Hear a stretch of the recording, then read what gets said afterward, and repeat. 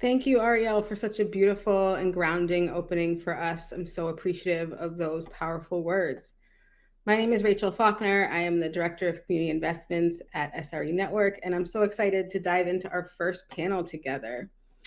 Over our time together over the next few days, we're going to spend a lot of time talking about what to do when something goes wrong, the policies and procedures to address harm, the courage it takes to be accountable in responding to harm, and a lot more.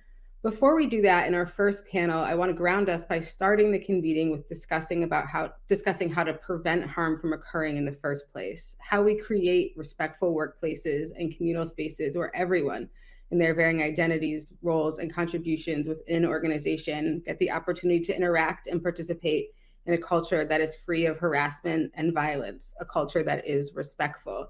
And I'm so excited because today, to help us talk through, we have Ginna Green, who is a partner and chief strategy officer at Uprise, Rachel Jacoby Rosenfield, who is the executive vice president of the Shalom Hartman Institute of North America, and Fran Sepler, president of Sepler Associates. And let's not waste any time and jump right in. What is a respectful culture? What would we notice or see or feel when interacting with a respectful culture in the workplace? Fran, would you like to kick us off? Sure. And I'm going to just flip that around for a moment and say it very often a respectful culture is most noticeable by what's absent. And what is absent is fear-driven behavior, behavior that arises when people are afraid to be authentic, afraid to be candid, afraid to speak up and speak out, and afraid to be themselves. So the first step in recognizing a culture is to realize how accustomed we are to seeing fear-driven and power-driven behavior in organizations. And when that gets extinguished, it makes room for things like listening and assuming goodwill, candor, thoughtful feedback, individuation, really coming to understand one another, and an appreciation for things like power, status, and authority, and managing those with responsibility. That was the rest of us don't need to say anything to answer that question, Fran. You really nailed it. I mean, the only thing that I would add to that, one of the things that I would add to it, is that in those places that Fran just described, people are actually doing good work well together, right? They're getting things done when you have an environment where you can have candor and when you are free to be your full authentic self. And you like that is what makes good work with your team when you have a place that looks like that. Here. And I would just add, I was thinking about the respect and the word kavod, in Hebrew, which has also a connotation of weight, of heaviness, right? And so it's a respectful culture is one that has weight, that has substance, that has opportunities not only for people to feel good and comfortable in their workspace, but to feel appropriately challenged, to feel met and dignified in their work, and like they're able to also push themselves to learn and to grow. And I think it's important to hold on to that side of there being substance as part of a respectful culture, as well as a feeling of comfort and collaboration. And you make such a good point that that a respectful culture isn't free from conflict, and it's not free from challenges, and it's not free from accountability. But that is all done within the framework of a true appreciation for one another's humanity and the importance of the culture. And sort of to get back to what I first said, also, Rachel, like when I think that in many environments and in many cases, in particular, people of color and women often don't get that opportunity for it to be okay to stretch us and for it to be okay to challenge us. And so again, it goes back to doing better work individually and together when that feeling permeates the system. That's right.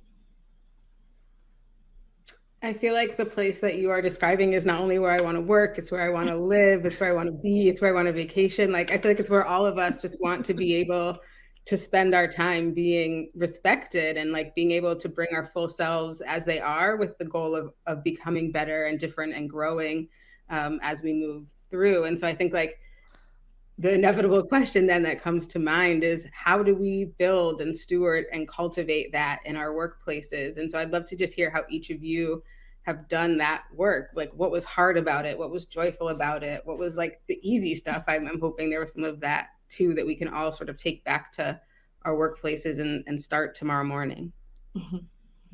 Great. It's a great question. I mean, so it's a beautiful reflection you just shared, Rachel, about wanting that to be the place you always are. I very much have in my work as a practitioner, and I come as a practitioner. I mean, Ginna and Fran, you both also serve as consultants. You know, you see inside many organizations.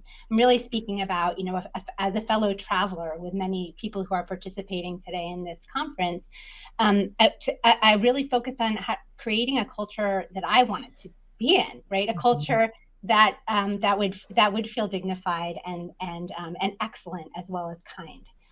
And so the way that I've approached that is, I call it the well-care approach to culture development. It's a little bit like, you know, anyone who has had to bring little kids to the doctor for the well visits. Those visits are, you know, they're not visits to find pathology. They're visits to check and make sure everything's going well. And the doctor will ask certain diagnostic questions to ascertain: is the child growing? Is the child thriving? Is the child, you know, feeling safe and cared for and learning and all of those things? So my approach to culture and developing a respectful workplace is very similar. I ask myself diagnostic questions on a daily basis, sometimes an hourly basis, for sure on a weekly basis, in three categories. One is the climate of the organization. What does it feel like to be here? What is it just like? Is it too hot? Is it too cold? Is it too comfortable? Does it need to stretch us a little bit more? And how am I seeing that playing out in meetings, for example? Are people participating? Do people hold back for some reason? You know, what am I seeing? Am I seeing sighing and eye rolling? Am I seeing active participation? So one is the questions around climate. And the second set of questions is what I call ecosystem questions. How are we working together as a system? Is there collaboration? Are people clear on the processes? Do people have the dignity of context when they're making decisions? Do they understand the context in which they're being asked to lead and to make decisions? Are we communicating well with each other? Those are all ecosystem questions. People getting the feedback they need in order to thrive and do well. And then the third category is me, self, leadership. And these are questions that I don't think are questions that are only for those people who are technically in a hierarchical leadership mode. These are questions we all, as people who walk through life and who work with other people, can ask ourselves, which is, am I showing up in the way that I want other people to show up for me? And not just in terms of how I manifest my leadership, you know, outwardly, but internally. Am I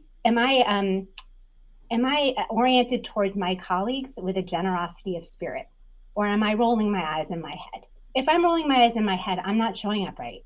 And that's not going to foster a respectful workplace culture. So what do I need to be doing to show up better? Who do I need to be curious about? You know, who haven't I talked to in a while who may have feedback for me that's important for me to hear? And to make sure that those pathways are open, and I'm modeling that open door to staff and to colleagues. So that's how I've gone about approaching it. I'm so curious to hear from you, you know, both what you've seen both in your own practice, but also the ways you've gotten to look into so many different organizations and see different approaches. I think, Rachel, I really appreciate sort of the grouping of how you sort of approach the sort of system analysis, looking at the whole organization and all of your people. The one thing that I would lift up, reflecting on, especially what you said at the end, when we're talking about asking questions and feedback. I think that one of the things that we do is that we're asking each other all the time for questions, and then creating, and part of that cultural piece is actually creating a culture of feedback, so that it doesn't only happen once a year, but that you do feedback on meetings, you do feedback on retreats, you do feedback on your one-to-ones. There's always a built-in mechanism for that to be given and received, so that it doesn't become cumbersome or problematic or challenging in and of itself just to ask the question and have it answered, right? So there's a piece of it. I think there's also asking the organization, and I really commend and am appreciative of Leading Edge coming into the world and doing what they do with the organizational surveys, because I think giving institutions a way to ask questions of their people anonymously and over time and at the same points in time give us really good data that we can use. And before that, many organizations were not taking the time to ask really intentional, regular questions of their people. And I think it's really, really important to sort of build that in to what we're doing. I think it's also important. Oh, sorry, Fran, we're going to say something? That's all right. Go ahead. You can hop on there, girl. I mean, Yeah, I was going to say that that data is so important because you need to know where your gaps are, and you need to know where you need to build.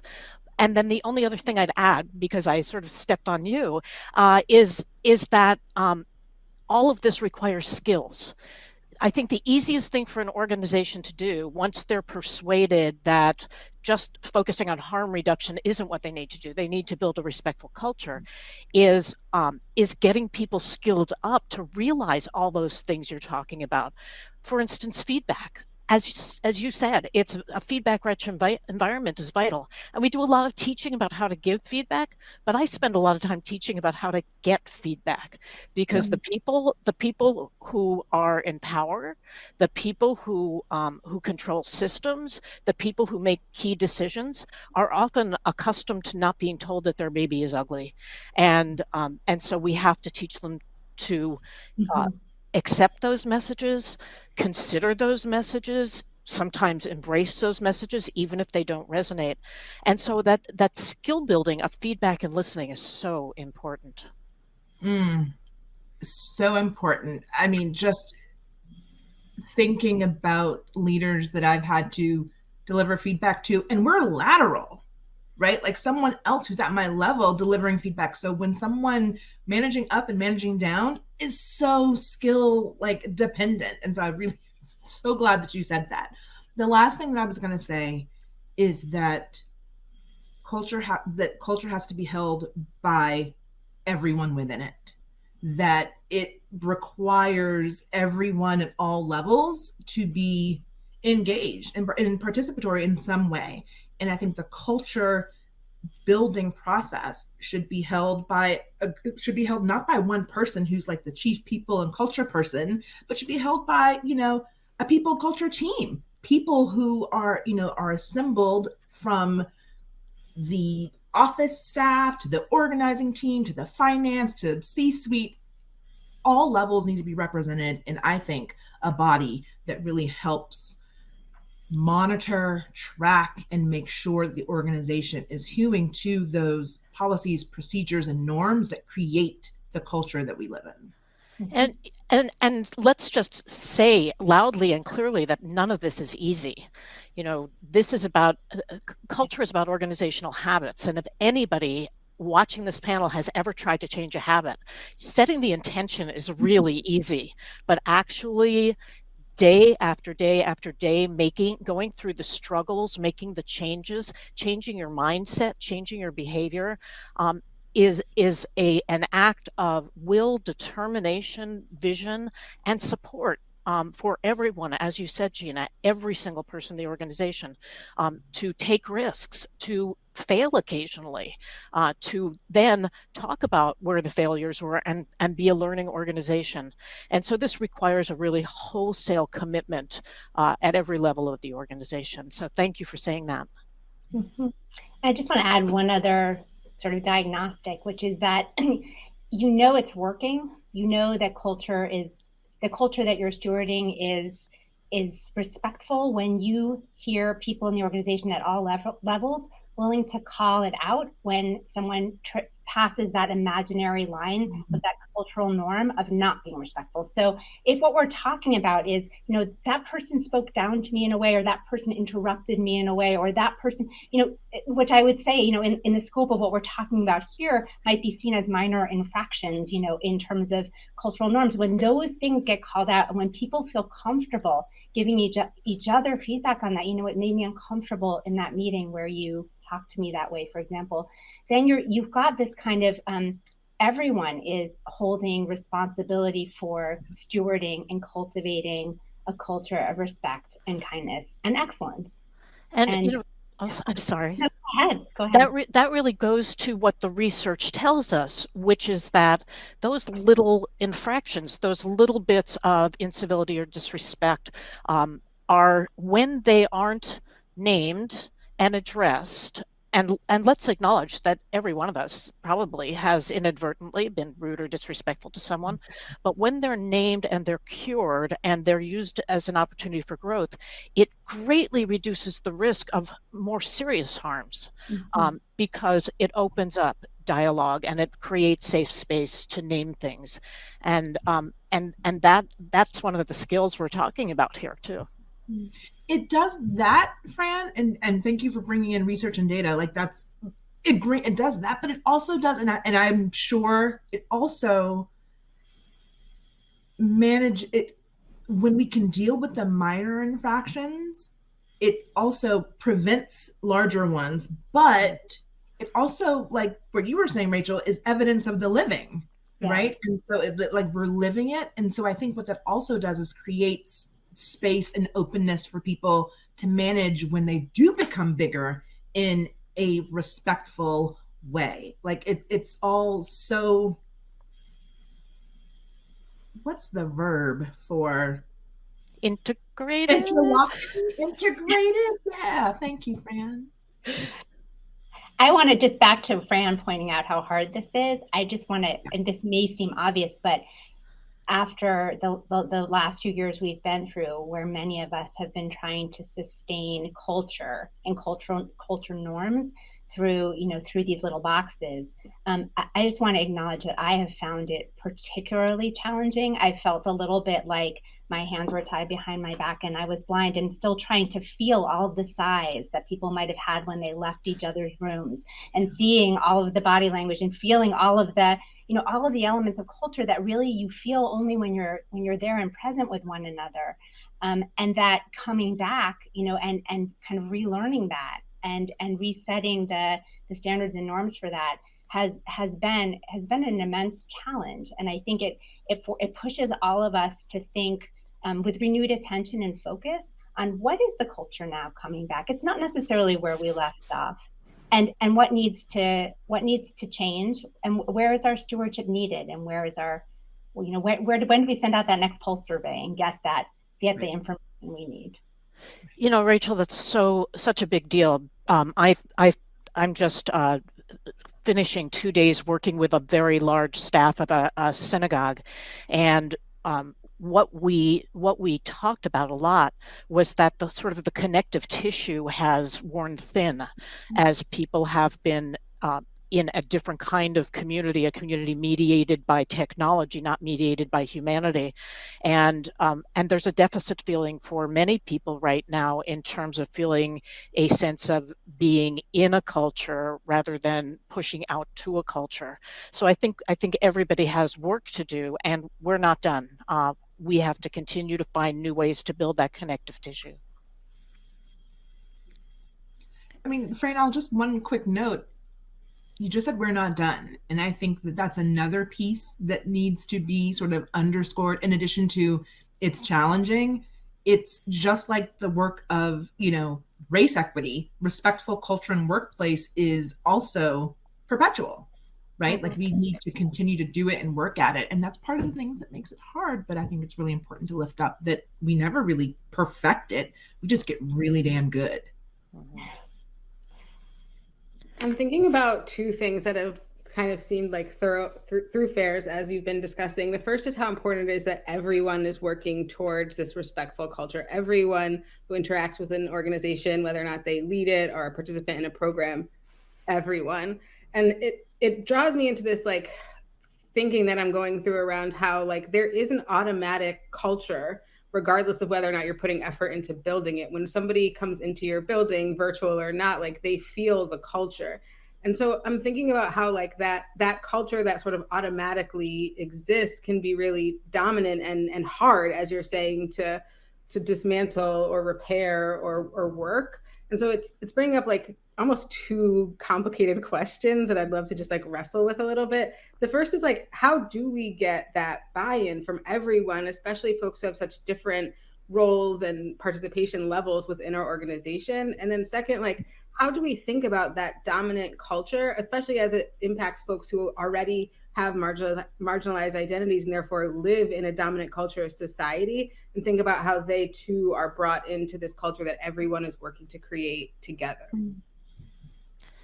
I'd like to take part two of that question really quickly, because I think that creating space for folks in your institution and your org who are part of marginalized communities and giving them that space to be who they are as who they are, like having affinity space, is really important within a larger culture. I think that I don't see a scenario. I mean, obviously, I feel like, as organizations, we should all be able to work together, bring our full selves to each and every meeting, program, activity. And I think it's important as a backstop to that dominant culture. And as you're developing and building the culture that you want, to give space for folks who are from those marginalized communities and identities to be that fully and wholly in that space as the organization is building. And even once it does, right, even as it's putting together the pathway to a more respectful workplace and culture, I think that having those affinity spaces is super important. And I think that it's important to have those folks involved in holding the culture building for the org. If you've got an organization, and I said earlier that I feel like there should be culture teams, and there should be multiple people who are holding it and really leading it and driving it in an organization, making sure that that group of people is reflective of folks who are reflective and inclusive of folks who are marginalized and have those identities is really important to me. When you're asking people to change, you have to help them understand what will be better for them, what will be better for their team, what will be better in terms of the work that gets done, and the possibility of having what I call a door handle moment, that moment when you enter your workspace, be positive, maybe even joyous, that you're glad to be there. And I found that that people hunger for that. I do a little exercise where I ask people to pretend they're coming back to work after a period away, and really explore where they are emotionally and cognitively, and then to capture that, and then to ask them, how about your colleagues? Where are their door handles moment? What can you do to make that moment for them as positive as possible? We know that culture is most potently experienced at the team level. And so I often find that buy-in comes when you work at the team level with organizations to say, what do we want here? What do we as a team that are really interdependent, and allow each team to sort of determine where it needs to go within the overarching vision of a positive culture. And Ginna, you said such important things, and I think the underlying concept I want to speak to is individuation, that every individual needs to be understood and appreciated for what they bring to the workplace, and they also need to feel safe, and that's where the affinity creates safety and a sense of belonging. But I think that those of us who are not part of marginalized groups have a powerful responsibility to seek and understand our colleagues and our team members, and to assist in creating that safety universally. And that requires getting to know someone. One of the proudest moments I've had here in my 7 years here was when I learned that a bunch of the younger employees who are newer to the professional workplace had self-organized into they named themselves, I think, the Young Professionals Club, and they came up with an agenda for themselves. They said, okay, like, what is it that we want to learn about work that will help us to really blossom in our future? And they set up a bunch of learning opportunities. The first time I found out about it was because they invited me for coffee, and they had a series of questions they wanted to ask me about being a mother and working and all sorts of questions that were that allowed me to be vulnerable with them and allowed them to ask the questions that too often don't get asked at work. And I felt like when I saw that, first of all, it was so exciting, but also I recognized that part of what I needed to do then was to tell the rest of the team, this is happening, and isn't this amazing, to lift it up and to hold it up as a model for what is possible and what people can do and how people can self-organize, and that's something that we value. So I think there are, and then I agree, Fran, that then having the conversation with them and hearing what's on their minds was so helpful to me in terms of thinking about how to open up new doors and to make sure that there were more inclusive conversations happening for them around everything from professional development to issues like work-life balance to issues of what does it mean to be a person of a different faith in a Jewish organization. And Rachel, that just exemplifies the principle of valuing voice, of inviting and listening to and rewarding authentic voice in the organization, because being heard is one thing, being heard and understood is another thing. Being heard, understood, and appreciated is really like, way up there on the scale of cultivating respect. So I actually have a question for you, Ginna, about culture, because this is something that I really struggled with a little bit, which is, so we started out, when I started here, we had a culture club, with, the Boy George soundtrack. Sorry if you don't know the reference. Love it. And we had this club, and we were like, I was really conscientious about bringing in people from different parts of the organization who represent different concerns and different backgrounds. And then it became clear that so much of that work that we were doing around everything from, I don't know, the holidays to happy hour to just thinking about the culture of the organization more broadly were things that were really woven into the fabric of the organization. And we dissolved to the culture club because it felt like then culture got sort of sidelined in this club. And I wanted everyone to feel responsible for culture. So talk to me about that. Like, how do we thread that needle? I think it's tough. I think that there's a difference between like ownership and responsibility. Like there needs to be, I think, some group that's actually looking at the pulse surveys, a group that's monitoring, that's checking in with HR and like seeing, hey, what's going on and what have you seen over the past year? And there's people, which is everybody, who's responsible for it. I think that's the difference, is that that culture team actually has to be embodied with some oversight. It's a next level of engagement on culture, and they're actually responsible for tracking and monitoring and making sure that it is showing up in all of the ways that it shows up. They're the ones who are making sure, they're the ones reviewing the norms every year and redistributing them back out to the team. They're the ones who, like I said, are looking at the pulse surveys and doing a quick analysis and sharing that back out to the full organization. So that's how I would think about it, is that everyone's responsible, but that there's got to be someone, some group, an entity who's like really holding it so that it does get woven throughout the org and is built into everything that we do. One quick thing that I wanted to I really appreciated, Fran, that you said, the individual. And I think the reason why I want to lift that up is because in many of our organizations, there might only be one individual who represents a marginalized identity. There might only be one person. There might not be an ability to create an affinity space. So part of, I think, and you mentioned professional development, Rachel, I think part of what also needs to be a part of a respectful culture is finding those places for those folks to be and do, even if they're not within the Zoom box of your building or within the building of your building, right? Like, I think that those folks need to be able to be seen and felt as individuals, and they might not necessarily be able to fully in that sense, create an affinity space if they're the only one. So how are we making sure that those folks are able to get that support and that enrichment, even if it can't be given organically through their team? And I think there's a secondary place to think about that. If you've only got one person who represents a particular identity or culture or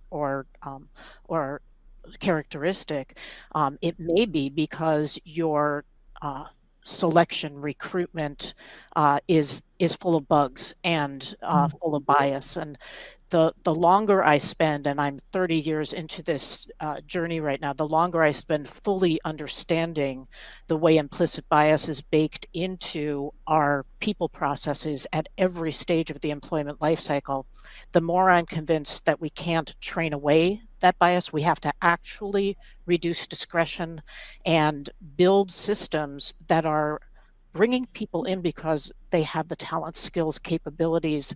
And if we are taking out the subjective bias that goes into those processes, you're going to see greater representation because talent is so distributed through our communities. Absolutely. And you also might not have more than one person if your culture's bad.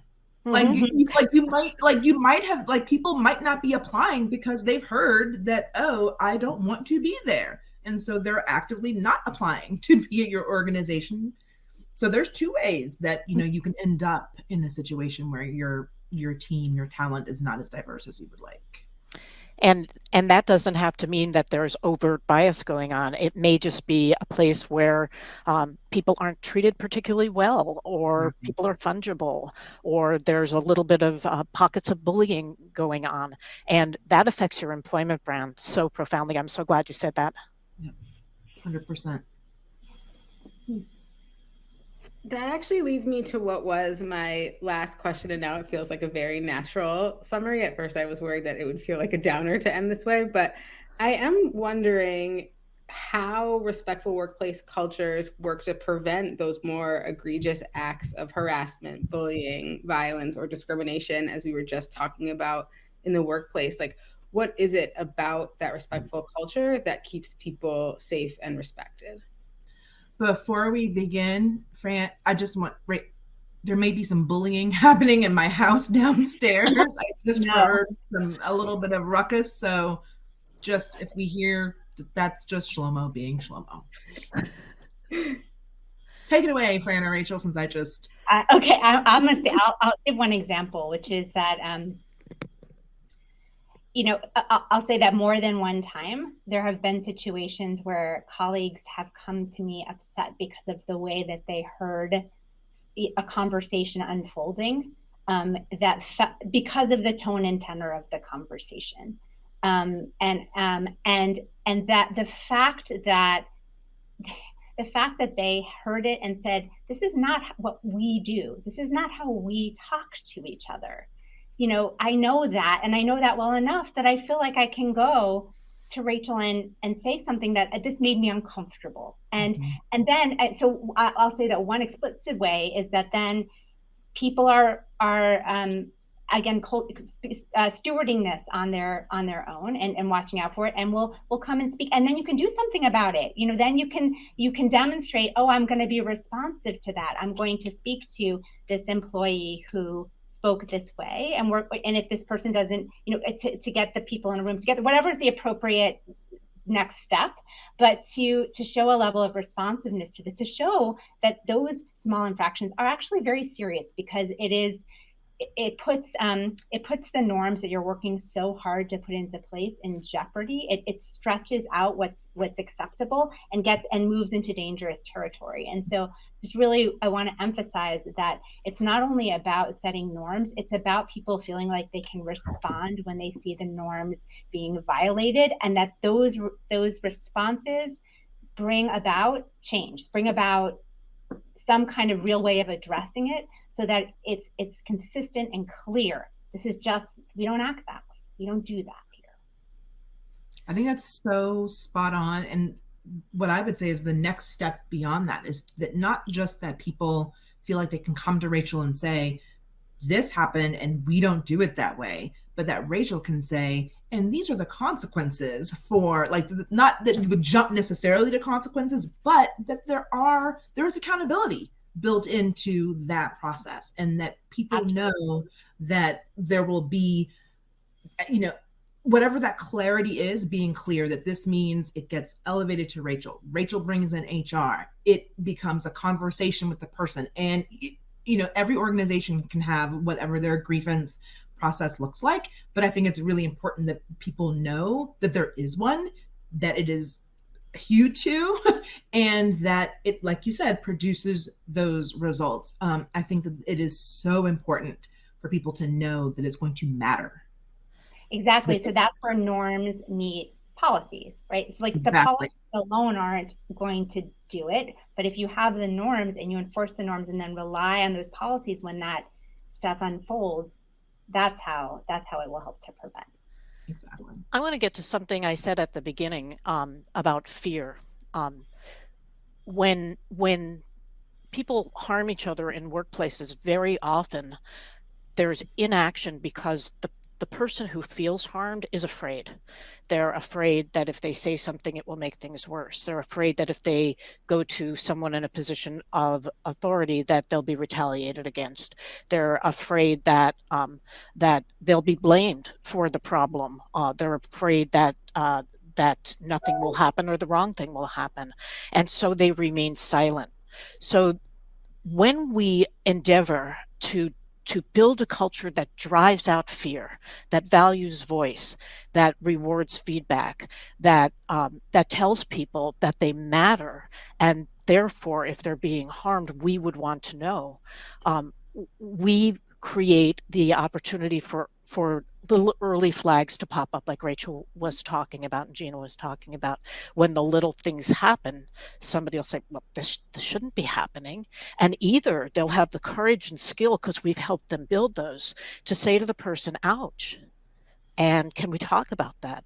And we'll have trained and upskilled the person to who may be bewildered by this or feel attacked by this, to bypass that and say, yeah, thank you for saying something, tell me about it. Or if that conversation can't happen, because sometimes power, status, and authority get in the way, then we have people at every level who are saying, I'm so glad you came to me with this. This is an opportunity for us to grow as an organization. This is an opportunity to create safety for you. This is an opportunity for us to learn what other things we need to be doing in our rituals and practices and norms to be sure that everybody feels respected and belongs. So, so it is the work we do every single day and the culture we create that provides us the much greater likelihood that we're going to hear about things when they're really small rather than when they're really big. And it's also we're going to discard those people who are inclined to abuse power as a way to navigate our organizations, because they're just not going to get much traction in a really respectful environment. That's right. And one quick thing, Rachel, which is, it's a super tactical thing, which is creating a respectful workplace and culture needs to be part of what every single person is evaluated on, as part of how we are assessed as people and contributors to the culture and the organization. That needs to be something that every year gets asked up and down about every person, and it's a part of everyone's evaluation rubric, is how are they doing on these measures that are related to that. Absolutely. And that's, what part of what I wanted to say is, of course, there are infractions. Of course, people are people. I just want to emphasize, we all make mistakes. We have bad days. We say things, and to be able to be in an organization where people can say to me, Rachel, I don't like the way you talk to me. That gives me an opportunity for growth. That takes us back to what I was talking about at the beginning about dignity and about the ability to grow and to be pushed and to stretch. That's part of the respect. Is give me the respect of knowing that I'm human, I'm going to make mistakes. And when I do, I want to hear about it so I can grow. And I think we can't be afraid of making mistakes and being able to call each other out on it. Agreed. And I also think where we've got people who are persistently rude or uncivil, we can't also be telling them they're high performers. Those two things are inseparable. You can't be you can't be knocking people around and getting your spreadsheets right. Those two things are hand in hand, your people practices and your technical practices. I love that. I feel like, Rachel, you saying we can't be afraid, and Fran, you saying like our people practices and our technical practices have to be hand in hand, are like the exact quotes that I want to end on. And thank you so much for this powerful conversation, Rachel, Fran, and Ginna. I'm so grateful that you exist in the world, creating more safe, respectful, and equitable spaces, and that you shared so much knowledge with us today. I'm super excited now to open it up to the audience for questions. If you'd like to ask a question, you can write it in the question section just below the video. I'm going to get through as many questions as I can. I know there will be a ton for this wealth of knowledge that we have. And we encourage you to use the chat box to continue sort of wrestling with the ideas that we're discussing, and you're putting your comments and thoughts there. Our first question, which I'm really excited to ask because it resonated with me at like a deep level, is how we navigate organizational SRE work when American society is experiencing rollbacks on human rights that include anti-trans legislation, a potential rollback of Roe v. Wade, et cetera, et cetera, et cetera. You know, I've always taken the position that the workplace is, and it can be, an oasis, that it is a place where people come to use their talent, skills, and ability in community collectively, and it is bound by an employer's guidance as to the behavior and the sort of norms that are expected. And it is a place where we can choose to join an organization because it offers us respite from some of the larger social difficulties, which doesn't mean that the work itself can't be about grappling with those realities and even agitating against them. But we have to do this work. And when we exemplify the work in our workplaces, we carry those skills outside of our workplace to begin to demonstrate and model and be exemplars of respect and dignity and inclusion in our communities as well. I think the only thing that I would add to that is that all of the ills that you mentioned, Rachel, in that question, like fighting those is included in building safe and respectful cultures. Like we can't actually beat back the isms or the phobias independent of the places where we work because they are such a big part of our lives. So, you know, part of creating this work, part of doing this work is actually fighting some of those oppressions, fighting some of that in the space that we can control and in the place where we can create that respite, that oasis for folks who need it when they're under attack constantly. Mm-hmm. And also creating this work community where people can show up from day to day as their full selves with all of the things they care about and express that in dignified ways where they feel supported and where they feel whole. And, you know, that's part of creating respectful workplaces, is creating places where people can come with all of the parts of themselves, not just their role in the organization. Thank you. I feel like this world that you all have created through the panel and through that answer just continues to be where I want to spend all my time. And I'm so excited for folks to be able to take all of that back to their organizations and really make it come to fruition.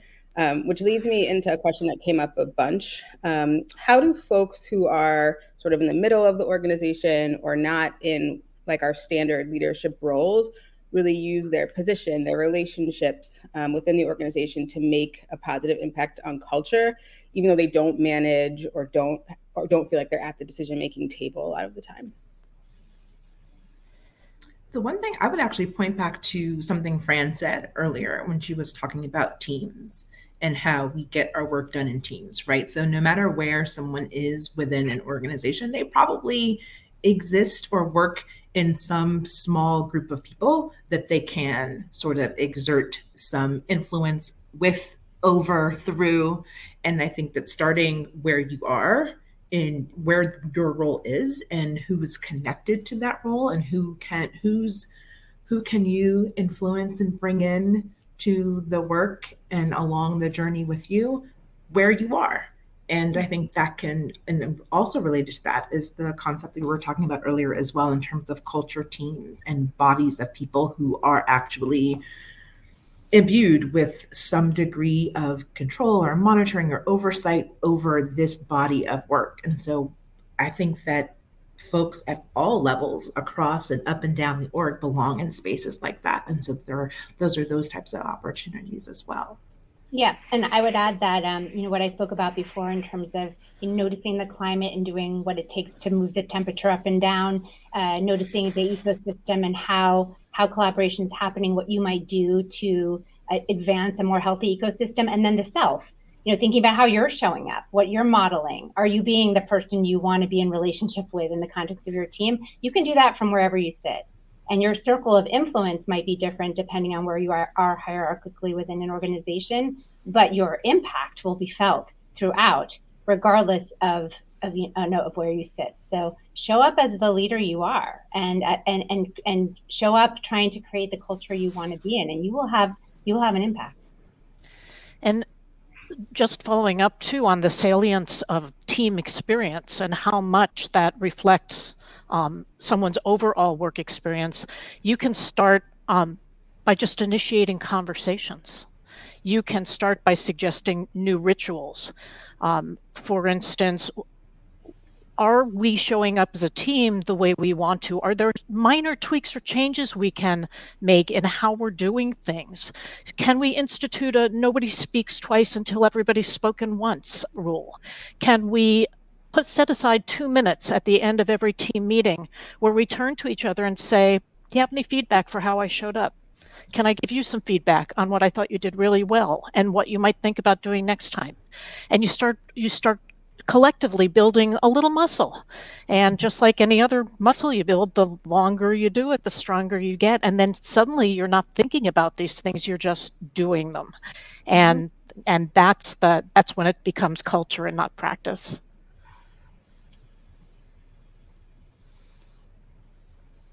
Thank you.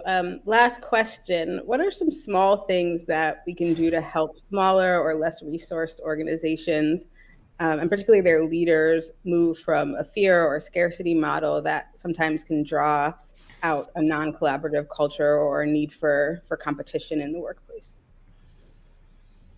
Do you want to go first, Fran? No, you go right ahead.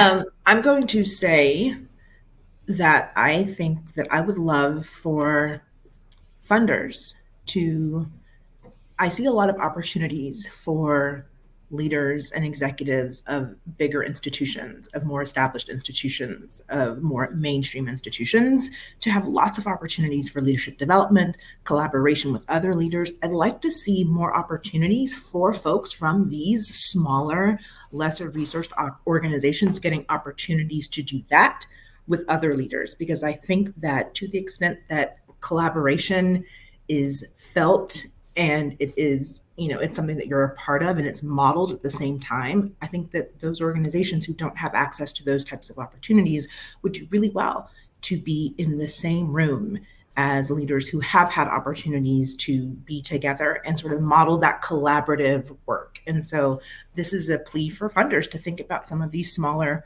organizations and give them those types of chances that folks at bigger organizations and more established ones often get.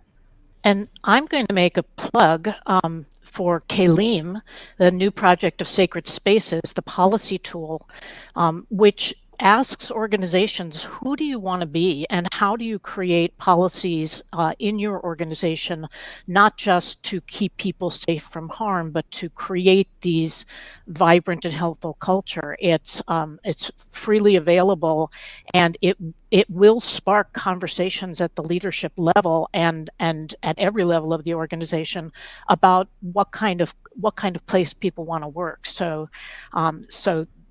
I would recommend taking advantage of that resource.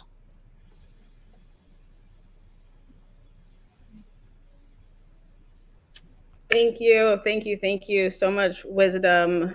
And I feel so grateful for all of the sort of bits of knowledge I'm going to be able to take back to SRE and to all of our network members over the coming days and weeks.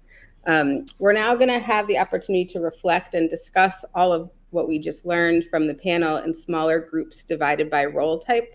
So if you look to the left of your video screen, you'll see an agenda tab. Look at that, click on that agenda tab, and you'll see 4 breakout groups in a teal color. One is CEOs and executive directors, one is COOs and HR professionals, then Jewish professionals, and then funders and board members. Each room is going to be moderated by one of our incredible community leaders, and you can click on the best role that fits your work. Thank you again.